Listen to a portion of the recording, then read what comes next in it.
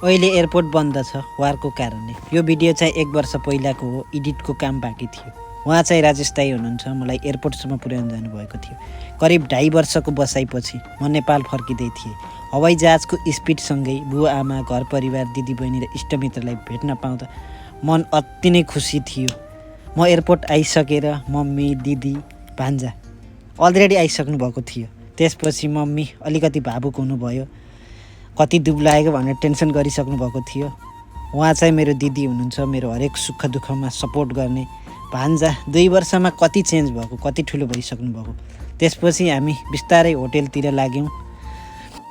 त्यसपछि 2-3 दिन काठमाडौँ बसेर काठमाडौँको पशुपति लगायतका विभिन्न ठाउँहरूमा मम्मीलाई घुमाउने दिदीको र मेरो 2-3 दिनदेखिको प्लान थियो।